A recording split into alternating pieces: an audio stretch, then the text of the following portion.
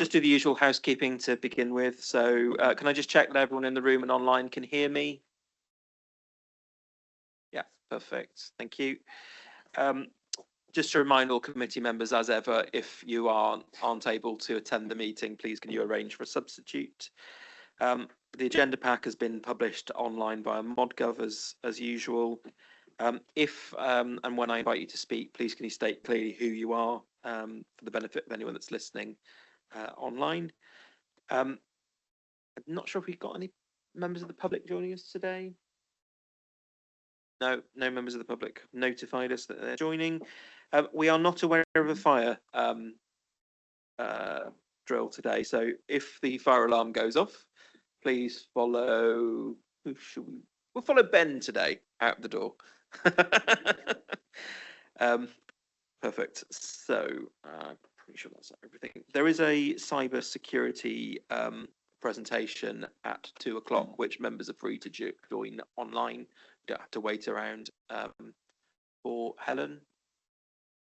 I was going to say, it's just going to follow really when the end of the meeting is, so not necessarily going to wait till 2. So I thought if we had a brief half-hour break between the end of the meeting and then the start of the presentation, rather than maybe we might need to start That's earlier. Absolutely fine. Okay. Helen, as long as that's okay with everyone. Yeah.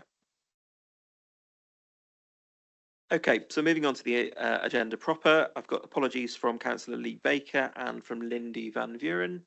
I would also like to take this opportunity to formally welcome Councillor Sue Osborne joining the committee to replace Councillor Mike Caswell. So welcome, Sue. I think you've been to the last few meetings, so you're sort of up to speed on where we're at. So if there's anything we can do to assist, then just give us a shout. That will be great. Thank you for your very warm welcome, Chairman, and I look forward to being part of this committee, and it fits very well with my opposition brief as well. So hopefully it's going to be of mutual benefit, and I certainly will seek any further help and advice as needed. Thank you. Look forward to your contributions. So thank you.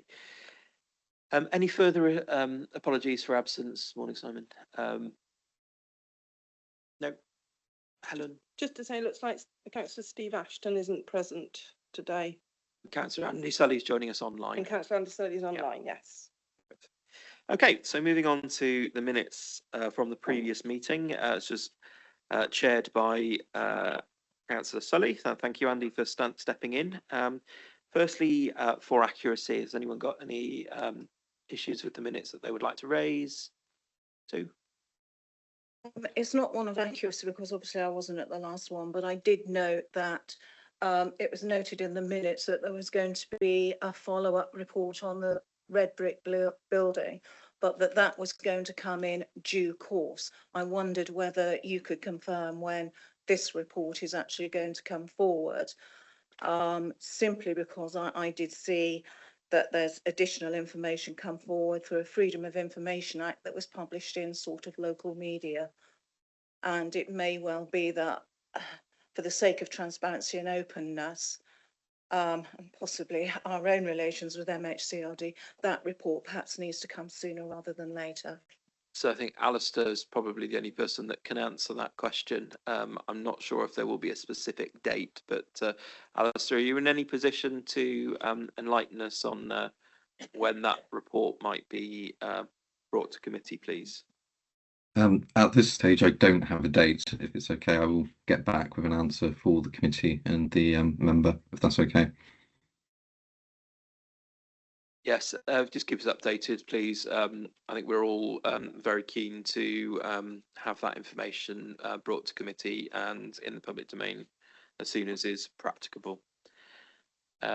Thank you. So any other items arising from the minutes which aren't covered elsewhere on the agenda that members would like to raise? No. Can I take them as a true and accurate record? Are members happy for me to sign them? Yep. Proposed Simon, seconded Tim. All those in favour? Yeah. I wasn't here, so I can't vote. But I'll take that as assent to sign the minutes. Thank you.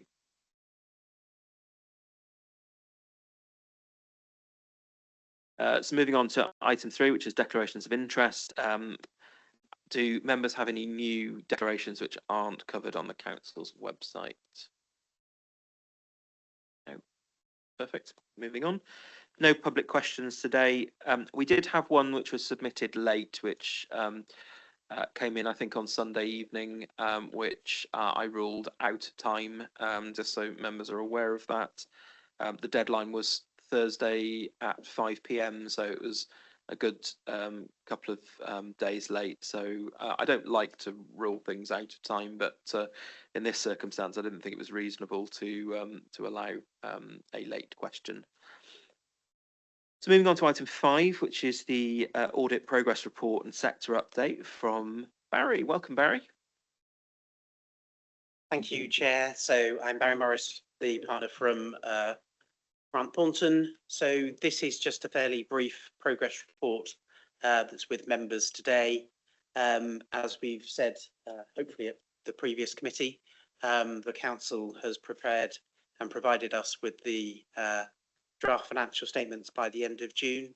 I just want to, I wasn't here at the last audit committee, but again, just place on record what a significant achievement that is and a turnaround from the prior year. We are now working through those accounts. I think, as one would expect, because we had the prior year disclaimed and because of the implementation of Microsoft Dynamics not being as efficient as it could be, that's leading to quite some large sample sizes. So there is a lot of audit work for us to get through. We have got the team working through that. Ben and the team are responding to our queries as quickly as they can. So from my perspective, the audit is on track, but is probably not as efficient as it could be because of some of those additional sample numbers that are coming through. And we're aiming to get that audit completed by the end of the calendar year. The VFM work is also underway and progressing well. And again, we're looking to come with a draft report in the next few weeks that we'll be discussing with officers so that that can come to an audit committee, probably in advance of the financial statements audit opinion. The rest of the progress report then just summarises some sector updates, which may be of interest to members of the committee and the wider council. And happy to take any questions. Open to members. Sue. Thank you, Chairman. I just wanted to raise the issue of the proposed transformation plan because running through every report we are now seeing are your 2 statutory recommendations. They're running through the organisation like Blackpool through a stick of rock. However, what I would like to know is, have you assessed or looked at the proposed transformation plan? Because certainly from the last 2 corporate and resource committee meetings, you would be left in no doubt that members do have concerns about this particular plan, whether it's going to deliver, the cost of it, and whether it is possible to make the sort of savings and meet the ambitions. It would be helpful, I think, for you to have a look at that and to see whether it is complying or is basically what you actually had in mind for us. I would hate to get to the annual report stage and find that suddenly you're saying to us, sorry, it's not value for money, it's not this, it's not that, and we're back on a naughty step. I would hope we'd be having those conversations if they're there to be had. There's also another matter. I'm not alone in this, I think others are, and it was raised as a concern at full council when the appointment was made, was that the Executive Director for Transformation Localities and HR also holds the monitoring officer role, and potentially there could be, with a contract of this size and scale, potentially it's also workload, but also how are you going to deal with any potential conflicts of interest so individuals are not potentially compromised or put in difficult situations. Okay, thank you. So to take the first of those items, we are looking at the transformation plan as part of our value for money follow-up work. So obviously we'll be following up the work and recommendations that we made last year to see what progress has been made and whether there's sufficient pace in relation to those, and whether, in our view, the transformation plan is putting in place some of the plans that need to be put in place to put the council on a sound financial footing going forward. We have to undertake that work, and then that has to go through management comment, and then that's then reported in our auditor's annual report. So that's the mechanism that we go through.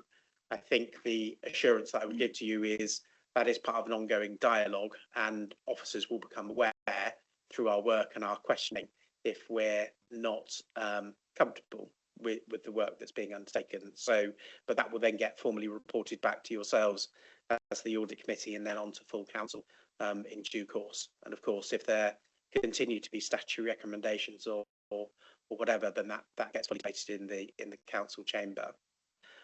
In relation to a potential conflict of interest in relation to the statutory officers that are in place, that's a matter for the council to determine, and we would expect there to be appropriate constitutional arrangements in place to ensure that there was no conflict of interest, and should one arise, that appropriate safeguards and mitigations put in place. Thank you. So we could ask for assurance. I guess that would be from the monitoring officer, wouldn't it? Around the probity of the management of conflict of interests, which does strike as somewhat tricky. Scott.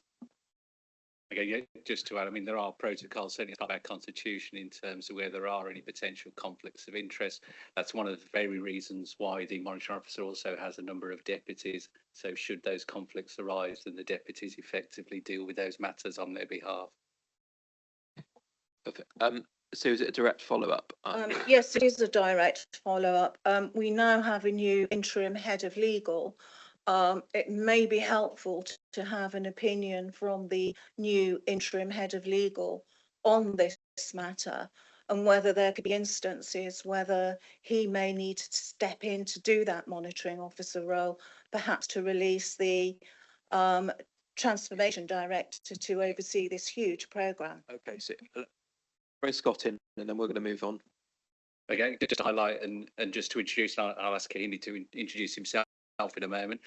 Kehinde's Kehinde's just been referenced as our interim head of legal services. Like me, Kehinde is also a deputy monitoring officer, so also one of those officers who's able to deal in any instances where the monitoring officer may have a conflict of interest on a particular matter. But I don't know, Kehinde, it's probably useful again just to help introduce you to the committee. Yes, of course. Yeah, good morning, councillors. I mean, Scott has stated the correct position. So either of us as deputy monitoring officers would step in where there's any potential conflict in relation to the monitoring officer. There's really nothing to add to that. I mean, I could, give written legal opinion on that, but it would just be it's an extension of what Scott has said and what I've just confirmed. It will be nothing more than that. I think that's sufficient. Fine. Thank you, Kehinde, and welcome. Thank you. Andy, you've been very patient online there, so that's okay. Thank you, Chair. I've just got a very brief question. On page 20, under financial risk and implications, there's this little statement saying basically that the council's been awarded £173,515 of grant titled Building Back Funding. Then it has a little note saying the use of this is yet to be planned and agreed. I just being nosy more than what is this build back funding we've got 173,000 for? Just interested to know what it is. Thank you. I'd already asked Clive that question, Barry, if you'd like to answer that question for us, that would be helpful. Thank you, through the chair. Thanks, Councillor Sully. So as you'll be aware, the government is keen to rebuild assurance over local government accounts as soon as it possibly can, and therefore it has released specific funding. I may need to explain that a little bit. Specific funding to build back that assurance. Now, the expectation is that the majority of those funds, this is my words, and you would expect me to say this, wouldn't you, as your external auditor, will go towards paying the external auditors for the rebuilding of assurance. It's an interesting point because the actual sum hasn't been ring fenced and it hasn't got any specific considerations to it. So I have been discussing it with Clive and with your finance team, Ben, to see how the council is handling that. Now, Somerset Council is in the positive position that you've only got 1 year of financial statements audits that has not been that has been disclaimed. So there is a possibility that we will be able to undertake appropriate procedures to try to remove that disclaimer earlier than perhaps some councils who have not had accounts signed and have been disclaimed for 4, 5, 6 or more years.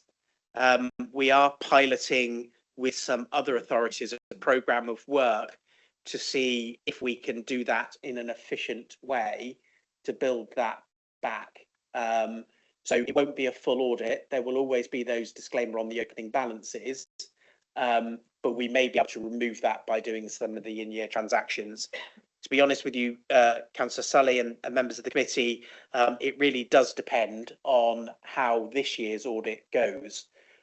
So we've rag rated all of our clients. You're a yellowy greenish colour because you're in a yellowy green. You're in a unique position. And the pilots that we're doing are on much smaller entities, or on district and bar authorities. So if we can do it at Somerset, then we would look to do so. And again, it's appropriate the way that the council is treating that funding. And I know members all said, "Ooh, you're trying to get that money off us." And as I said to Clive, don't forget you didn't pay the full scale fee for the 23-24 audit. So thank you for that. Clive has kindly reminded me that it's not ring fence, so we can spend it on anything we like, Barry. Excellent. Just can I have just a second bite, if I may?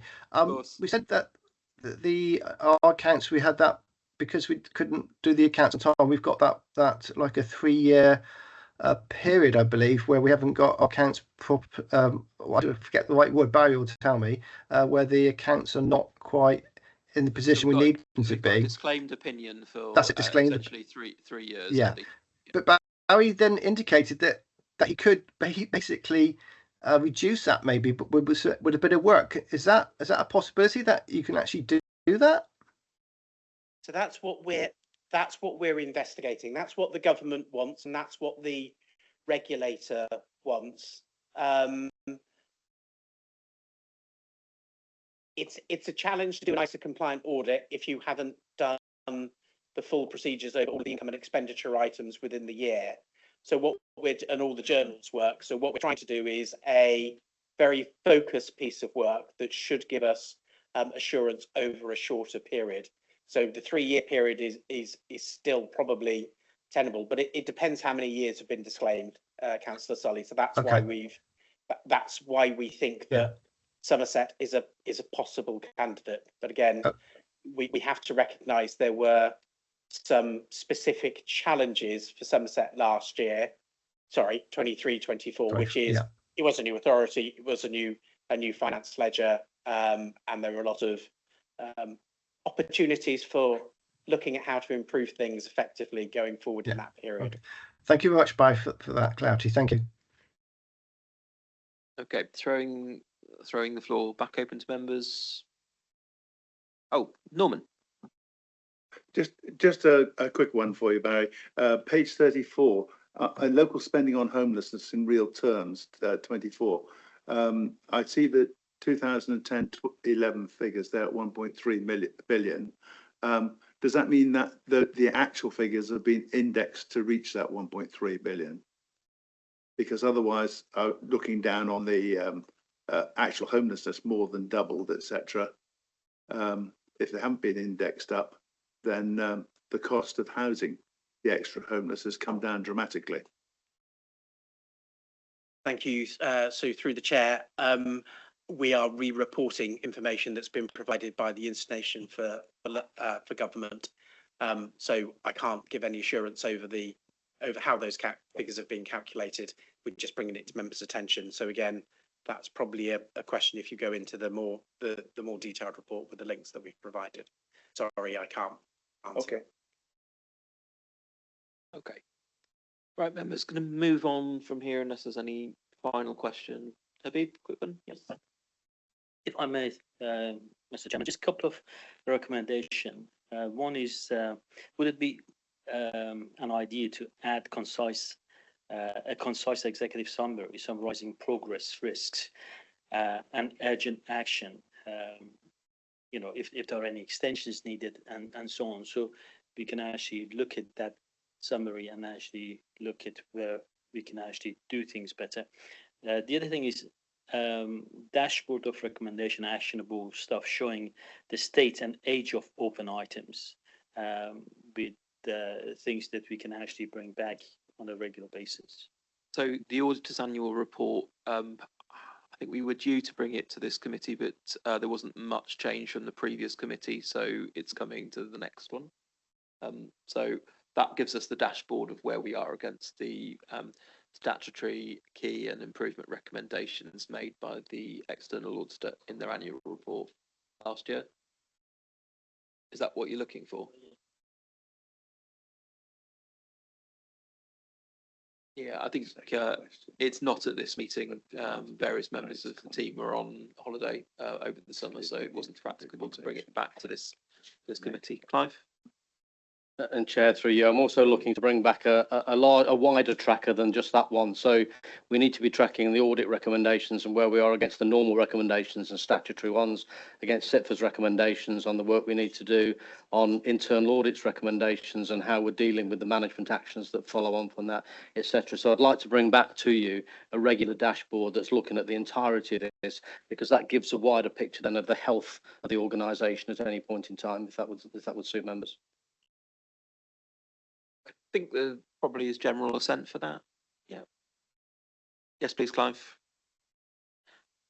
Perfect. So I'm going to move on to item 6, which is the Somerset Council draft AGS 24/5 and the action plan for 5, 6 and 6, 7. So Scott. Thank you, Chair. And again, you'll see hopefully a similar format to the AGS that you saw roughly this time last year, which was for the 23-24 financial year. This one obviously covers the 24-25. You'll know that the annual governance statement is part of the council's statement of accounts, and both the draft statement of accounts and the draft annual governance statements were published by the statutory deadline of the end of June. And again, we are now obviously in that period where it enables both our external auditors and other parties to clearly make comments on both of those before they are finalised. In terms of the AGS for 24-25, I would probably highlight again in terms of some key highlights. Key point being that the council is making progress. You'll know that we had compared to many councils, a fairly large number of governance actions that we identified in 23-24. Hopefully you'll see from the report that there has been a lot of progress made across all services in terms of dealing with those actions. There are still, though, some outstanding actions. We are working through those with services, but in terms of an overall position, we are moving in the right direction in terms of improving our governance.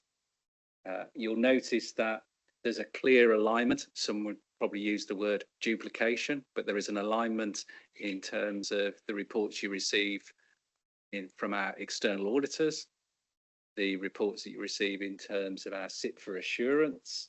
Many of those are then swept up and captured in the annual governance statements as well, because they form part of our evidence base. I think the key point that I'm going to try and draw out for you all is that certainly for an authority that has been experiencing significant challenges and change since vesting day. That's not unique for other unitary councils formed at a similar time. Many of us are also facing, in terms of comparable councils, similar types of governance challenges, much of that linked to harmonising what were previous policies and outstanding actions from the 5 legacy councils. So I think we are still working through completing that harmonisation, as well as recognising some of the live challenges we still face in terms of financial sustainability. So that's why the AGS still has a number of other outstanding actions. You'll see that in the action plan. You'll obviously see within the appendices reference to the evidence base that we've used, but you'll also see again what we see as the new governance actions, and many of those have been grounded in terms of other reviews that this committee has also seen. But the general summary being, we are on the right track and we are improving. And I think for us, that's one of the key points. Okay, so opening up to members for questions or comment. Will. Thank you, Mr. Chairman. I've now just lost my place, so let me, if you'll bear with me a moment. Let me bring Habib in while you find your place. Yeah, well, okay. I found Habib? it now, but go ahead. Yeah, okay. Page 47, paragraph 24. This says no, I beg your pardon. 45:17. The head of internal audit's annual opinion gives limited assurance, and then goes on to 3 bullet points, setting out the control frameworks not operating effectively to mitigate key risks. Significant numbers of medium and critical risk rated weaknesses are identified in individual audit arrangements. Isolated critical and or high risk weaknesses identified that are not systemic. I'd quite like to understand what the distinction is between systemic and not systemic.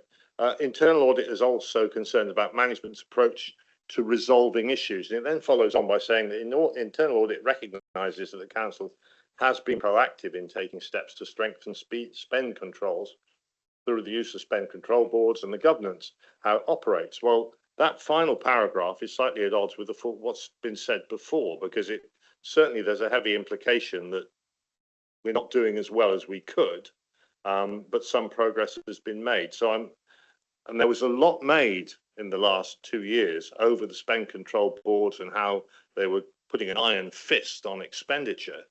And this seems to undermine that a little bit. So I'd like to drill in and find out quite where the internal auditor's concerns are coming from. I'll follow on to the next point, if I may, which is the opinion of the number 24 on page 47. The opinion of the monitoring officer is set out in the conclusion section of the government statement. In summary, the council has complied with its constitution and corporate government arrangements. Well, there's a question mark in my mind on that one. And the monitoring officer acknowledges that further improvements are needed. Now, I'm very much afraid that it feeds back into Councillor Osborne's point at the start about responsibilities being sitting in the same person. And it gives rise to my favourite Latin quote, which is quis custodia ipsos custodes, which effectively translates, who guards the guards. And we've had an explanation that the monitoring officer has deputies, but I think we as councillors are actually thoroughly dependent on that group of officers understanding, recognising and acting on the fact that there is a conflict of interest arising. And I think this committee certainly would need some sort of confidence as to how appropriate actions would be taken to avoid compromising the council and its finances and the individuals concerned, because clearly if things go wrong, they go south very quickly. So there's a lot in there. It's a bit about how internal audit is seeing where we are or where we were last year and how we were going. The assurance given by the monitoring officer, which is then followed on by what we're doing this year in terms of the transformation and how that is going to address, but I suspect that might be out of scope of today's meeting. I don't know. Okay, so I'll let others decide that. Yeah. But it's clearly continuation of where we're going and what we're doing is thoroughly important. thanks, Will. Just to get clarity, the internal audit opinions in here are just lifted from the internal auditor's annual opinion report. So we're restating what we've already been told there. So nothing's changed in respect to that. So Scott, did you want to respond directly to any of Councillor Wren's points there, or? Yeah, I can do. I mean, as you've already covered, particularly in terms of paragraph 17, that was reflected in the internal auditor's annual opinion, which this committee received at its last meeting in June.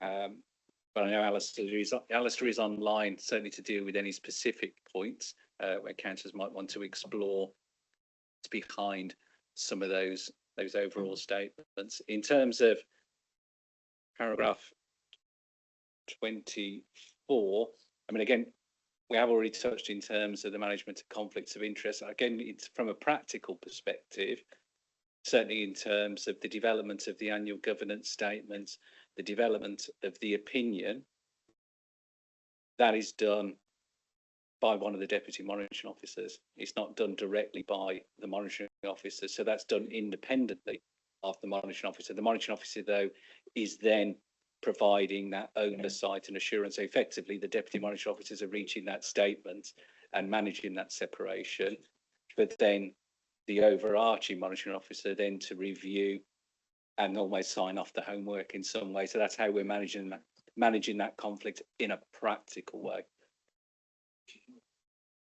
And ultimately with the AGS, it is what it is, because it's a reflection of where we've been over the last 12 months. So to some extent, we are where we are. We know that the internal control environment needs to improve. We're working to improve it in terms of the deficiencies that existed earlier in the council's existence. We have to recognise those, and in order to be able to move forward. So I'm sort of semi-comfortable that we are where we are with this. Yes, it would be nice if we had green lights all across the board, but that's not where the organisation was at the time. So our purpose here is to try and improve the situation and improve that control environment. So I think we will do everything we can do to try and make things better. And I think we are working in the right direction. So Andy, did you have a question? Yeah, I did. Yeah, I do. Yeah, looking at the draft action plan on sort of key priorities, one thing I just sort of noticed, and I do realise that this is something. Which page, Andy? Oh, this is the draft. Well, it's right. Hang on. It's more about what's not on the draft action plan in terms of key priorities. That there's nothing about the NHS basically closing down some of the cottage hospitals throughout Somerset. So passing on the responsibility to Somerset Council for care costs. And as I just said, I do realise this report has only been done recently in terms of that this decision by the NHS has only happened recently. So is there an action plan being developed by the council? Because obviously it's a key risk now. So obviously I would have thought it'd be going on our key risk register, and obviously an action plan to look at it, obviously, because it will mean more people and more costs put onto Somerset Council. Don't know if we can have just a brief explanation about that. Thank you. So again, I suppose just to contextualise, I mean, obviously this is covering the financial year 24-25. I know some of the matters that Councillor Sully's referred to are occurring in 25-26, so they would certainly potentially form part of the evidence base for next year's AGS. Clearly, we don't just wait in terms of from an AGS perspective to reflect in arrears, but where we would start reviewing this would be clearly as part of our risk registers. So you've already made that connection in terms of our services flagging this potential strategic or operational risk as part of our risk arrangements. The risk register does form part of the evidence base for the AGS action plan, but again, this is looking at 24-25 rather than 25-26. Councillor Sarah Wakefield. I can see you online. Hello, Sarah. Hello, I just wanted to try and reassure Councillor Sully and others on the committee about this particular issue. We are worried about it. Yes, indeed, we are worried always about increasing care costs for all sorts of reasons, and certainly the closure of some beds in some of the community hospitals is going to be an issue if those people then come into our care. We're certainly trying to get people out of hospital quicker, and the NHS are really keen to do that too. But they have got something called Hospital at Home, which they use to visit people at home, and that is paid for by the NHS if they still need hospital type care. In the normal way on the pathway beds, if they come out and not needing hospital care, if they come out of hospital into a care setting or into their home, we would provide the care normally for that.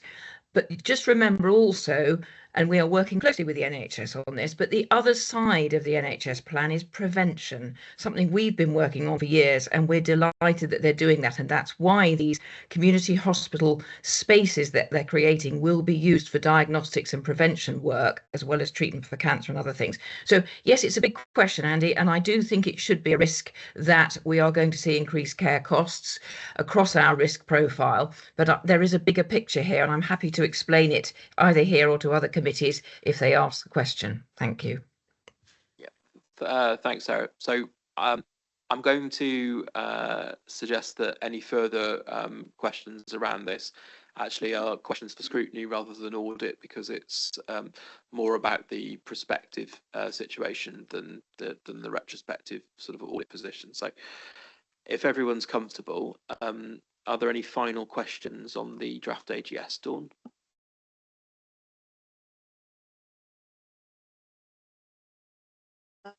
Going on from what both Councillor Sully and Wakefield said. Is this about? Yes, it NHS is, costs? because So can you just if it's- clarify that that particular risk that Sarah has clearly identified, that it is going to be monitored in some form, because we're not in a position to take on those extra costs because of this change. So that will need to be captured as part of the risk register, and it will need to be monitored as such. Liz, is that a direct response to Sue? As a direct response, Chair, the NHS 10-year plan, the changes in the ICB, as well as the operational changes in community hospitals, they are all absolutely on the radar. Be assured of that. Okay. Hang on, I've got a whole load of hands now. Scott, is this directly on that point? Again, just for information for all councillors, particularly regarding risk management, hopefully some of you will already be aware, but the quarterly report on risk management is going to the next executive meeting on the 8th of September. Yeah. Okay, so over to Dawn. Thank you. Just a clarity really on page 116, where it talks about Gov 24/25 D2. It says that there's 20% progress, and a new plan has been developed as awaiting political challenge and sign off by August. We're days away. Has this happened, or is that delayed? So On that's 116, Gov 24. Executive Director, Children, Family and Education Services. 20%. Yep.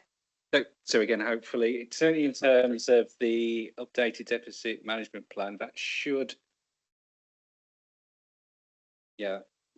be further updated, because many of you will know that certainly the deficit management plan was reported through to scrutiny, corporate resources at the end of July, and then went through to the early August meeting of executive.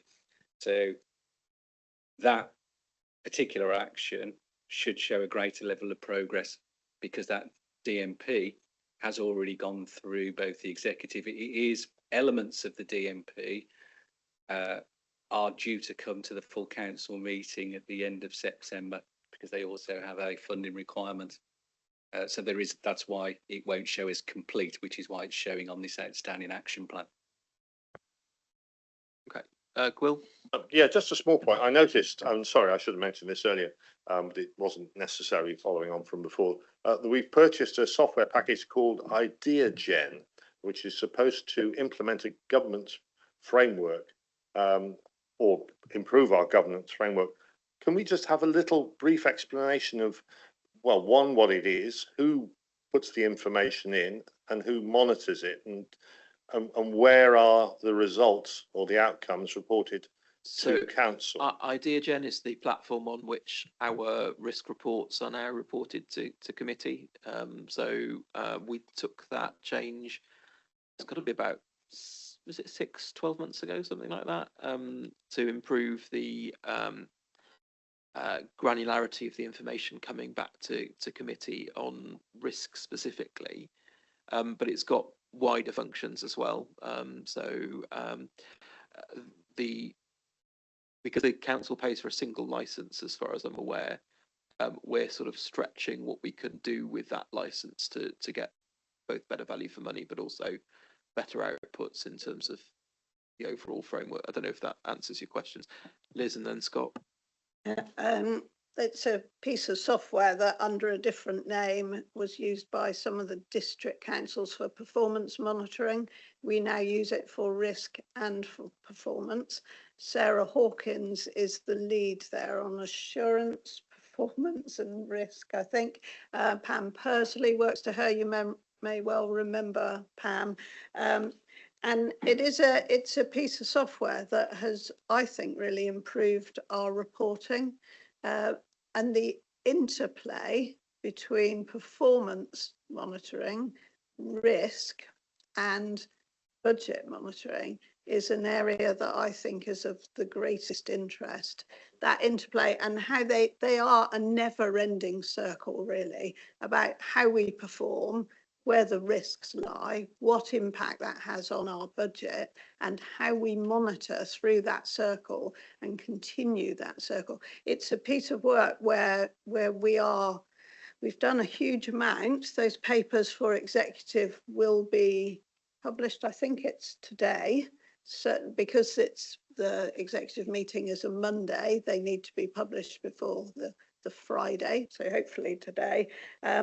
There are a lot of new performance indicators. There are other things that we're still asking. There's also further development of performance indicators ready for Q2, which will include a lot of the change programs that we're undertaking now. So all I'd say is it's a work in progress. When you see those papers published, please understand it's a work in progress.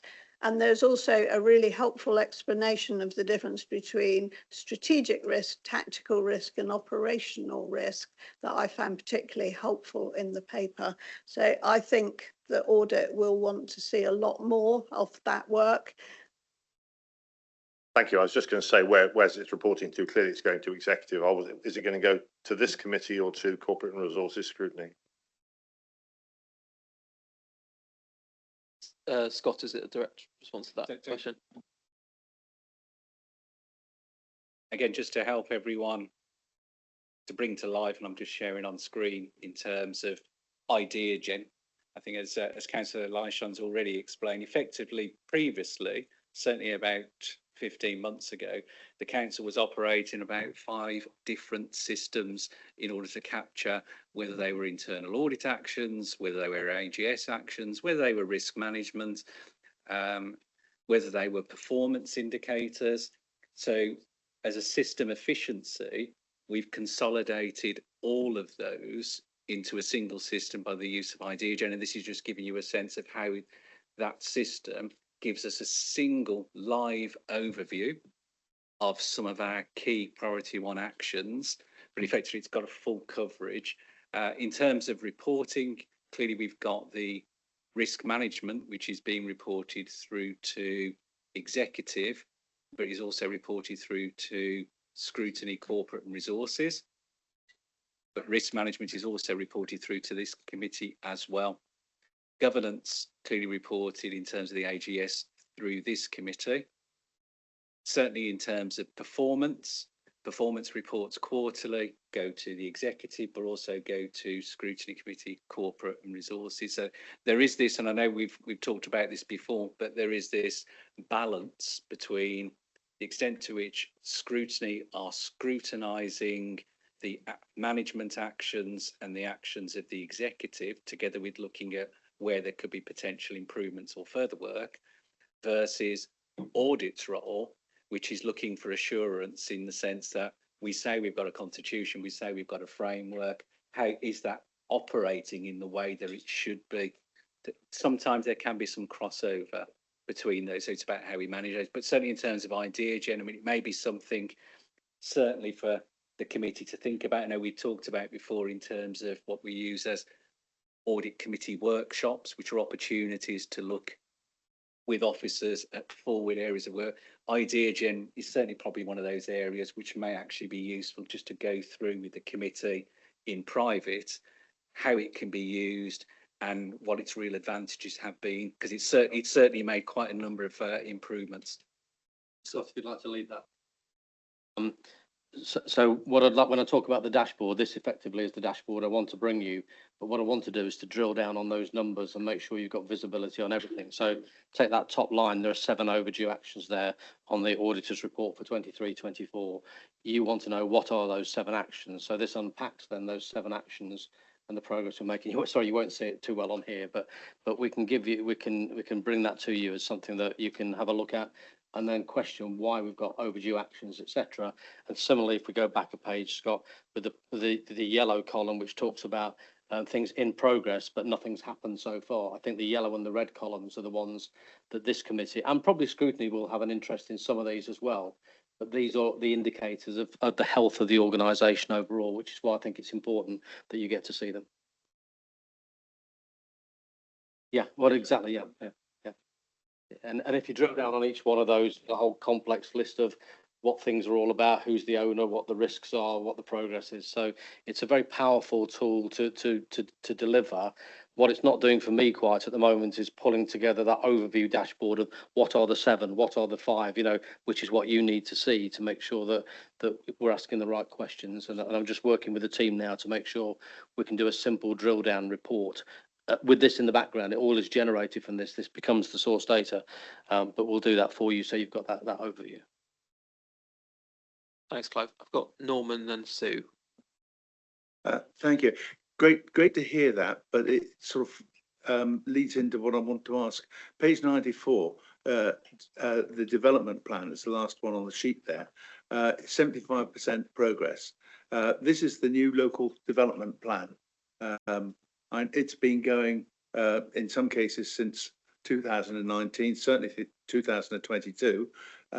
If it's 3 years in, 75% complete, is it going to make that target date? We've got a target date there, but we've got no comment as to where it is progression wise. So that's another bit for your programme, I was thinking, Clive.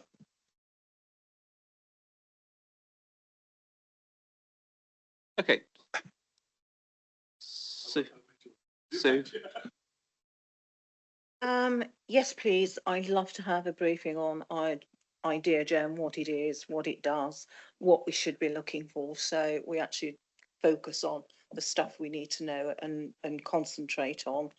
And also, I guess, as well, how to figure out what perhaps is really critical and what perhaps is less critical. So we spend our time accordingly. I'm just curious, though, we're 3 years in, and yet it seems to have taken an awful long time to start bringing stuff like this together. I would have thought that would have been almost a shadow authority day one job to at least make sure you've harmonized how you collect your performance data.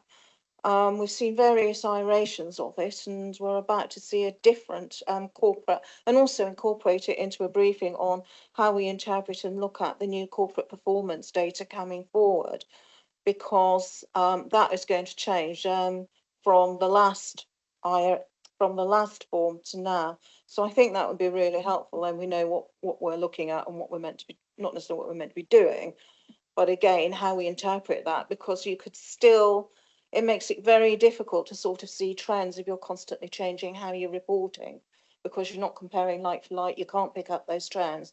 And that's the bit you need to be seeing. For example, on one performance report, it was very easy to pick up with housing that there was a particular drop, a 10% drop in performance in a particular month. And over a 12-month period, you could see that. So it was easy then to ask a question, why is this happening? What you're doing about it? you know, is this going to be a recurring problem? So we're able to ask that by seeing that. But I'm just curious why it is taking. The one thing I'm finding when I'm reading the transformation stuff, doing this, is what the hell have we been doing for 3 years? Because some of this seems like it should have come together very quickly. We had a shadow year, which is why we're on a 5-year contract with the electorate as opposed to the usual 4. So I'm just curious to know, because maybe some of the problems we've had is because we didn't grip this stuff soon enough and ruthlessly enough at the outset. I think Councillor Lashon wanted to respond specifically. I'm sure she will. Certainly do. I was on those service alignment meetings all the way through the shadow 11 months and everything else that took place during that time. And it was a very heavy load. And there were particular issues in Somerset that other councils going into unitary didn't have, and pay and grading would be one of them. So I think that in Somerset we may have a unique set of circumstances, and I'm not offering that as an excuse, simply as well. So to go through LGR and then within 7 months into a financial emergency, and then we were starting our transformation that included that big restructure, which was a year's work. We're now moving on to the pay and grading review, the entire pay and reward system, which other councils have not had to do in the same way, because so much of that does depend on the continuing authority and the pay and grading of the continuing authority. So our situation, for instance, very different from North Yorkshire. And then we're now moving into phase 2 of the transformation, which will be a number of years' work. So you're right that it feels at times that we've gone through the shadow year and 2 more years, getting on for 2.5 years. One day, and I've got half an hour free, I'm going to go through all the papers I have presented since vesting day, because don't forget, we also had to go through all of the predecessor council accounts. You have already heard from Barry Morris about how other councils have got many more years of disclaimed accounts. I think Somerset, through Jason Vaughan, when he was the 151 here, he made it an absolute priority, and Ben will remember the massive workload that took to get those accounts through. And I think it was 10 or 11 sets of accounts, 11 sets of accounts in 12 months. 3,500 pages of information. And I recall Councillor Mandy Chilcott referring to the reading that took for members of the audit committee. So whilst I have sympathy for how it looks, from having been involved both as a cabinet member in one of the former districts where we were trying to do our delivery plan and get everything in place ready for vesting, and being part of the executive on the shadow, it was a massive amount of work. And when I now take part in webinars and things, giving people warning, I say I knew it would be hard work. I'd say it's probably been somewhere between 5 and 10 times more work than I had anticipated. And it, you know, we have reduced the size of the executive leadership team in that time too, as part of all of that restructure and savings. So I think that rapid move from LGR to financial emergency, and then through where we are with those extenuating circumstances that we were not able to change, like pay and grading, and that were actually possibly predicted in places, but not by me. And that those are some of the things that have given us that additional work. But there are also things like the local plan, where my colleague here, Councillor Shearer, every time we're in a meeting, she says, don't forget the local plan, because that is so important in the placemaking of the whole of Somerset for the future. So I think there are people who are very, very much aware both of the frustrations that it must seem that things are taking more time than one might expect. But also, I would say it's better to work at a reasonable pace and get results that last rather than rush at things and then have to redo them. You also forgot the new finance system, Liz, which Yes, indeed. was actually a critical had a critical interdependency in terms of the performance monitoring and management, which is an absolute key keystone in the whole architecture of our governance framework now. So, you know, I think actually what cancellations described there is some of the journey that we've been on over the last two and a bit years since vesting day, and it's easy to look at everything that's outstanding and go, we've gone nowhere, but actually we're nowhere near where we started at this moment in time. But thank you for the reminder, Liz, of all of the pain and suffering that you've gone through. Habib. Just an observation on my behalf here. On the annual governance statement on draft 1, I think financial sustainability should sit right in the heart of what we do. And then perhaps as our vision, this is something that we can actually look at, that, you know, to deliver fairer, greener, resilient, and all this stuff that is actually good to deliver. Right in the heart of it, we should actually put financial sustainability. So perhaps if you look at final draft, maybe we can actually put that in there, that without financial stability, some of these things will be a little bit difficult to deliver, so that people can actually realize that we need to put ourselves in a place that we are financially stable before we can actually deliver some of these areas. Just a observation, as I mentioned. Thanks, Habib. Just for the record, on page 95, Gov 23 for D2A, the target date should be Q2 2025-6, not 24-5. If that can be updated on the draft before it gets sent to full council. Yeah. Oh, so it's correct. So it should have been done last year. Okay. That later. That's why we need to monitor them. Right. Okay. In which case we'll look forward to the update on that one. Okay. Any further questions on? Sorry, Liz. Chair, I think Councillor Farberhigh has a really good point, because we do have the 4 priorities for this council. We also have an overarching priority to be an effective, efficient and sustainable council. And I think whilst we came up with the 4 priorities for the council plan for vesting day, as we move through the months post vesting day, we added that 5th priority. And I don't think we're including it enough. I think you're absolutely right. And to be quite honest, I'm with you that it needs to be that. And it's really interesting to see which of the 4 priorities people put under their signature on emails, and you can almost guess where people are sitting within the council by the priority they choose for their signature. But I think that overarching need for a sustainable council has to come first. We can't be flourishing, resilient, fairer, ambitious, healthy. We can't do any of that, but finance is the enabler for everything. But we have to put that front and centre. You're absolutely right. And I'm sure that Mr. Heafy, like his predecessors, will understand that. And perhaps we can demonstrate that better as we go through the following months. Thank you.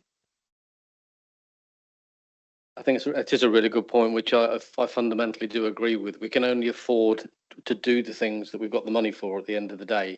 So when government look at local government, and when government come in and intervene in local government, they look at it from a financial sustainability point of view first and foremost.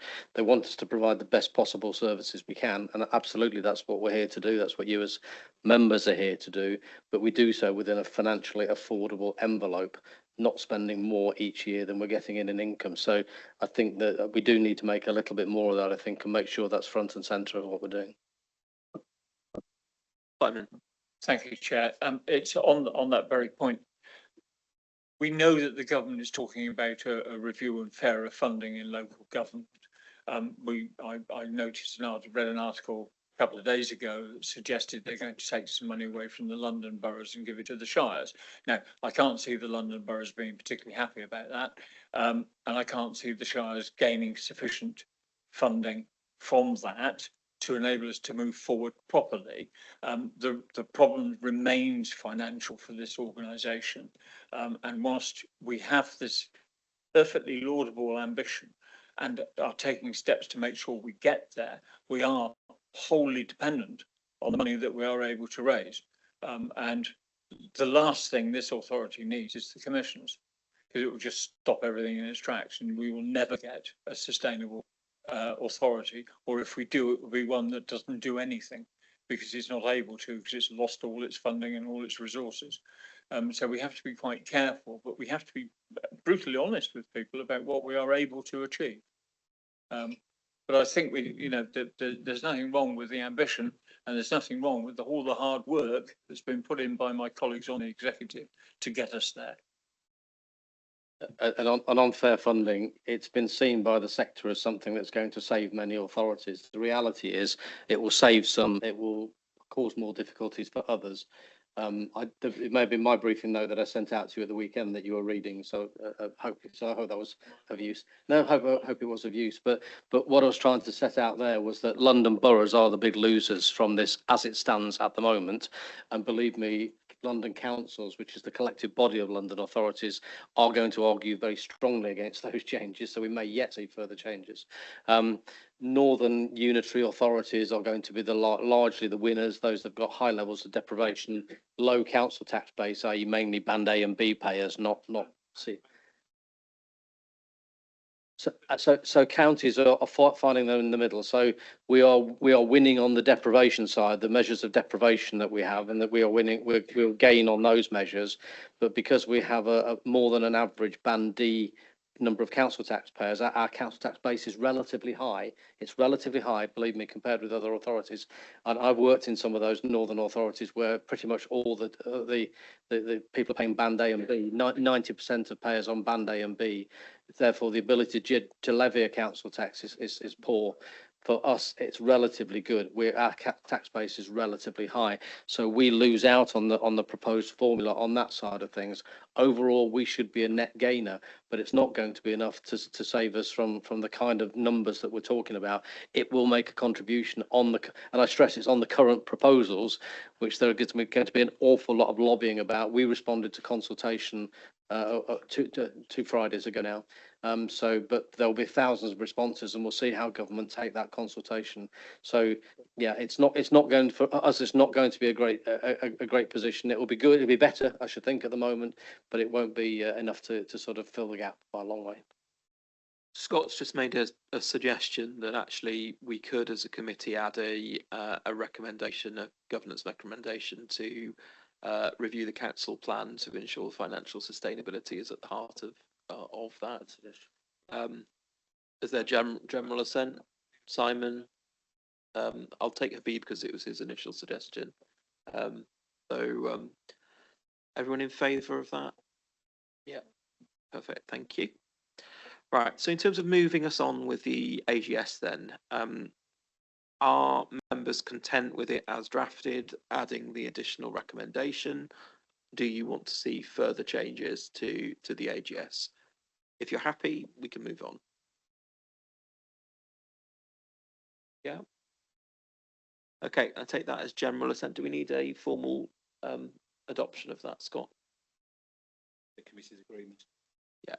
Can I take general assent? Yeah. Okay. Fine. I'll take general assent to move that forward.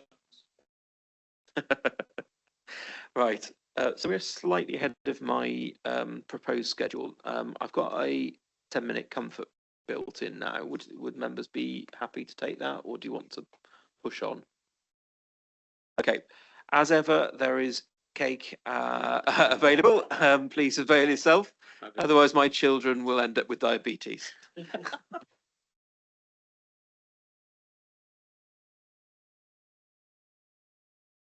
So everyone back around about 1:15, if that's okay, please. Thank you.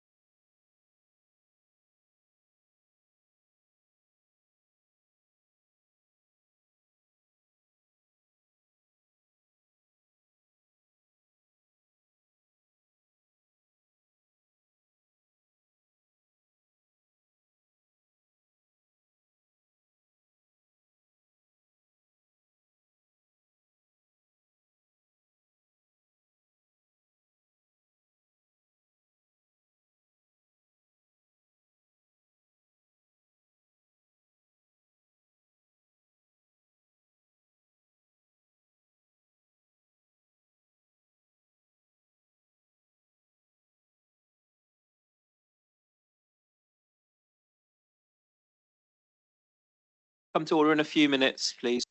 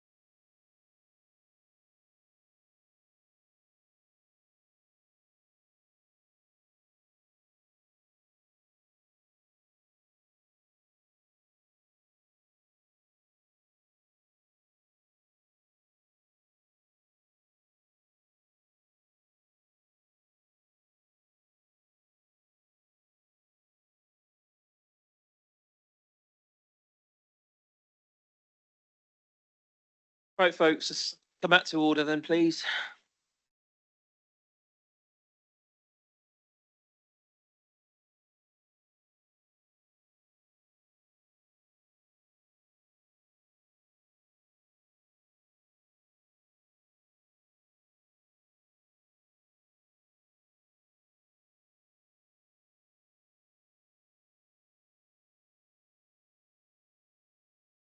Right, morning, Paul. So we're moving on to item 7, which is the waivers and breaches update report for Q1. And I note that we may need to go into confidential session at some point. Will you tell me if there are things that you can discuss outside of confidential session? I think it depends on the questions rather than what I'm going to say. I think the first one we had was the annual report. So that we can do in public. Yeah, unless we want to go into the individual details of some of the breaches that are in there, which we've always taken into private session. So members, as ever with waivers and breaches, because they're commercially sensitive information, we will need to go into confidential session if you want to refer to any specific item or you require detail which may give information about who and what specifically. So can I ask if we can try and have as much of this conversation in public session as possible, and then if we can store up the confidential questions until later, and then we'll have to take a vote to move into confidential session. Are members content to proceed on that basis? Yeah. Okay, cool. I've been reliably informed that we're starting off with the quarterly report for Q1 of 25-26. This is the update that was agreed last year, come to audit on waivers and breaches. This will be the first full quarter under the new regulations and the new contract standing orders. So slight change in some of the descriptions. The figures are there. I will, as ever, reiterate a waiver is an approved route to market as per contract standing orders or the Procurement Act. Breaches are non-adherence to either or both of procurement regulations in place or contract procedure rules. And as such, breaches represent potentially a threat of legal challenge, which would likely to be successful, whereas waivers do not. So the seriousness is around the breaches side of things. So the figures are there. There is quite a chunk in one particular area on the breaches, which relate to housing. It's probably as far as I will go in a private public session, but I'm quite happy to take any questions on the data and the figures given. Okay, so any member who wishes to ask questions which don't relate to a level of detail requiring a confidential session? No. Okay, so in which case then would a member wish to propose that we move into confidential session? Is that seconded? Will, all those in favour? Okay, Helen, if you can do the necessary, please.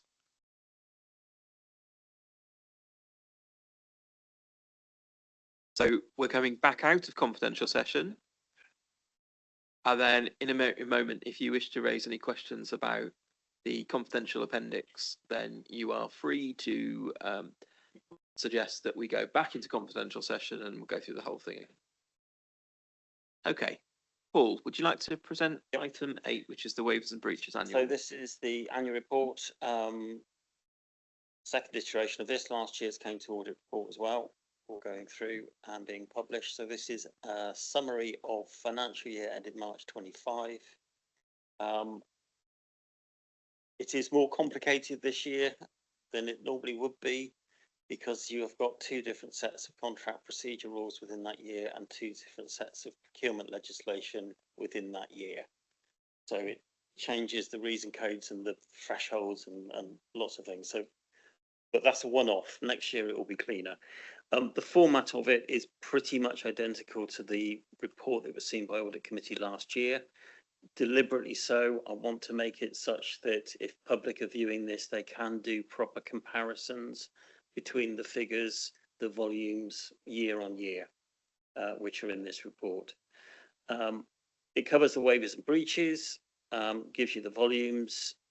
Again, for certainly the latter half of last year, Audit Committee would have already seen these waivers and all these breaches in the quarterly reports. But attached as the confidential appendix, again, is greater detail on the breaches rather than the waivers. So the request of committee is approval to the annual public report, which will then get put onto our external web pages. Okay, so opening up to questions. Yeah, thanks for this. I mean, I think the key point for me is the 23-24 figure of breaches as against the 24-25, which is substantially down, although the numbers are up. So, I mean, that's quite an interesting perspective. And I don't want to go into the details of what's in the report, but I do remember that when we first started to get these reports, there was a suggestion, or may have been a requirement, that people responsible for specific breaches without due excuse, or whatever you want to call it, should be expected to attend the committee and explain to the committee why they're done. And if you look through the list, there are one or two where time ran out or procedures were not followed for no good reason. Now, clearly, we're not going to invite 53 people, or maybe less, to come and sort of throw themselves on our mercy. So I'm not quite sure how we get around that. But I think they say it's pour encourager les autres. This is a Napoleonic War thing. The French admiral said that after the British Admiral Byng was shot on his own quarterdeck for not pursuing the enemy hard enough. So the French said it's to encourage the others. It says a lot about the British Navy in the 18th century. Anyway, but having said that, you know, asking people to come here, actually how you then select it fairly is, of course, a very, very difficult question. And who would make the judgment on the most egregious of breaches? I don't know. But I mean, I think it's something if we're going to do it, I think we need to follow it up. And if we choose that perhaps it would be a bit over the top, then I think we perhaps need to consider that as well. Thank you. Any response on not necessarily the British naval No, situation I can't in the British Navy, unfortunately, but the see, I told you I wasn't qualified to comment. So the intention was that these waivers and breaches come to this committee. This committee would then identify if there were any particular areas that were causing concerns, any trends in particular areas. To my knowledge, I think one person was asked to attend this committee back in the spring, but didn't. And that's the only one that I'm aware of. But it comes back to a very long running conversation that Scott and I have once a month about all of these breaches get reported, but it feels like there is no consequence.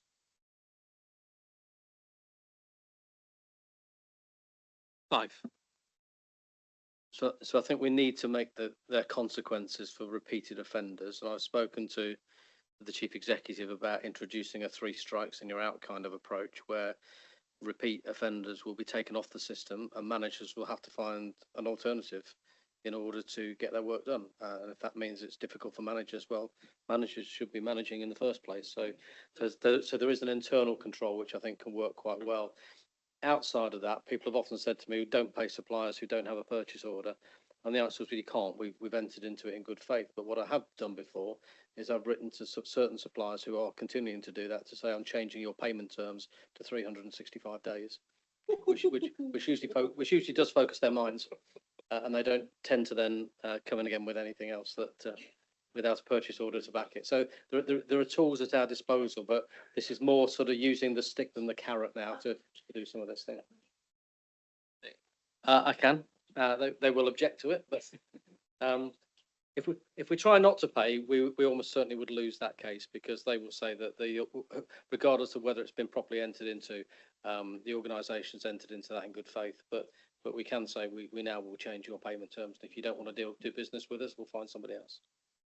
So this is the nux of why audit committee exists, and that's to improve the internal control environment. So the question of so what happens if you have a breach is the thing that we should be focusing on here. So Clive, you've made some suggestions in terms of how you want to go about improving the internal control environment with the chief executive. Could we get a report back on you in terms of how that's going? Yeah, I think we need to look for those opportunities to make things stronger and more robust, really. So, for Sue. I also wonder whether as part of that process, if you have repeat offenders or the amounts as we saw earlier are quite considerable for some contract breaches, whether we actually ask or demand, or it's a requirement that they attend this committee to explain why those breaches have happened and what they're going to do about it. So it's a step before the 3 strikes and you're out, which to say to someone, no, you can't use this process, tough luck. Probably doesn't punish them, but it does punish everybody else in the team and the department, and also the resident that's on the receiving end of it. But perhaps as an interim step, that they are required to attend this committee. And that's what we had previously requested. As Paul said, there was one occasion where we didn't have compliance with that approach, but I'm not aware that we've had any other examples where we specifically requested an officer to attend the committee to explain why a particular breach had happened. You know, as we can see from the previous item, some of these are technical in nature. So for the best of intentions, in terms of trying to distribute grant monies to appropriate parties, where we've tried to get officers in to talk to us, it's largely been about failure to comply with process. So, are there any, if we require a confidential session in a moment, are there any other examples like the one we referred to earlier on, where we might want to get officers in to explain in more detail as to why breaches have happened? I don't believe so. There was one discussion at Statutory Officers Board Working Group this week about one particular issue that's reoccurred, and the Micah Dow-Jones has said that he has spoken to that person and will assure us it will not happen again. I think those are some of the frustrating ones for me, are late requests. So it's people who have got an invoice to pay. Oh, I haven't done my waiver request, I'll backdate it, and that's automatically a breach.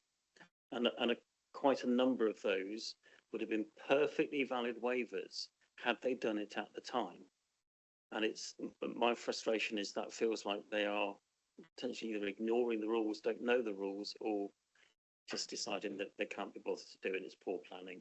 Okay, so that sounds like a training and management issue, which hopefully Clive can address through the cultural and framework improvements. And Chair will certainly do that. I would urge the committee to be careful about bringing individuals before the committee. There is a management structure in the organisation, of which the chief executive is the head of paid service and responsible for management issues, and it gets confusing when committees then are trying to hold individuals to account outside that management structure. So I just urge a little caution on thinking that one through, please. Thank you. Simon. It's the number of repeat breaches, and if you look at the chart, we've got 25 breaches, 17 of which are repeat breaches. Oh, and there's page 180. Page 180. Yeah, bottom of the. We're you know, and then you get down to the bottom where you've got 20. Further down, you've got 5 breaches, 4 of which are repeat breaches. Then you've got 21 breaches, 7 of which are repeat breaches. So there is very definitely a habit forming here that has, whether it's because it's easier just to put a waiver through late, and it automatically becomes a waiver and it's not my problem anymore. I've dealt with the invoice, which is frankly poor management, or whether it is just easier for people just to ignore the rules and say, well, it doesn't matter, I can do it as a breach. But either way, there's a person's individual management concern there with that number of repeat breaches. If that came to me as a manager, I would want to know why it's the same individuals or the same organisations repeating. Now, it could be that because the funding comes in late, you can't do anything about it because it's already breached itself by the fact that the funding's come in late, or the request for funding has come in late, and there's nothing you can do about it. But that's an explanation, and that's easy to then explain. But looking at this, it looks like we've got a series of repeat offenders, or individuals that are frankly not doing their job. If they do, they should be I've got gone. Yeah. Paul and then Heather. Without going into the absolute details, because we are still public, on that 17 repeat breaches, that was where an initial procurement approach got delayed because of the officer not starting it soon enough. So there were breaches put in place to carry on. And then the procurement process took longer than anticipated, which caused an extension again, so they were repeat breaches, but now there has been a compliant award. So that should stop. At least that takes quite a big lump out of the repeats.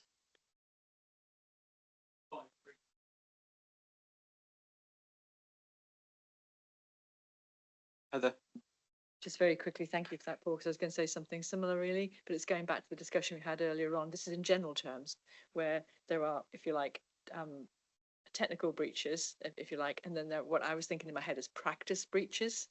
Because you're right, as I look down that list, and I've looked up and down all the lists we've been talking about, and you can see, and I guess that the narratives in that right-hand column, and that narrative may well be enough to make clear what's a kind of an unavoidable breach, if you like. I know everything's avoidable in its way, but where something has kind of caught us completely technically, as opposed to that is a repeat. Because you're right, if on some of the ones we were saying, on occasion you may get a grant come in every year, constantly too late to actually spend it, and therefore, you know, so I'd like to think not, but I'm just trying to think, is there anything in the formatting of how you're presenting the information, make those things clearer? Because Simon's point's a really good one. It's whether or not the narrative helps us enough to understand the rationale. I do disagree with you slightly. Sorry. Technical breaches, in my mind, are very, very, very rare. That 10 million one, yes, I can see that, but most of the others are not. They are down to possibly not starting things soon enough, poor planning, very little. I mean, if it is a degree of urgency, then that qualifies as a waiver, so that's fine. As regards grant funding, since the new Procurement Act came out, I have been saying to officers, there is nothing stopping you going to market to set up something which is normally grant funded, with the expectation of it probably does happen every year. So why not set up an agreement for 3 years now? Because you're not bound to give that supplier money. It's if the money comes in, then we will have a supplier in place. So why not set up a 3-year arrangement on the expectation that we usually get it? If we don't, we're under no commitment. Thank you. Good idea. It takes a lot of work out the process as well.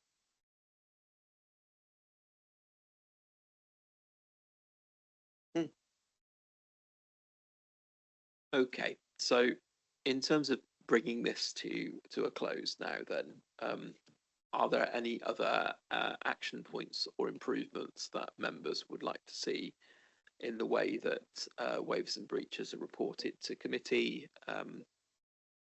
Simon? Thank you, Chair. Mine is, it's not really to do with waivers and breaches at all. It's a general comment based on something Barry said earlier. It's a culture thing within the public sector. Having worked in both the public sector, the private sector, and being self-employed, it never ceases to amaze me in the public sector, come the year end, departments race to spend their budget. I just don't get it. Why on earth in a strapped council people are racing to spend their budget at the end of the year when they should be acclaimed for coming under budget? I just don't get the culture in the public sector with that, and that's a culture that's got to be changed.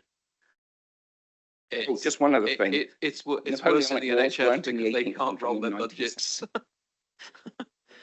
It's worse. It's worse in the NHS and other parts of the public sector because they can't roll their budget, so they effectively lose any underspend that they get. So I'm not saying I agree with that culture, Simon, because very much running my own business. It's I'd operate in the same way that you've described, but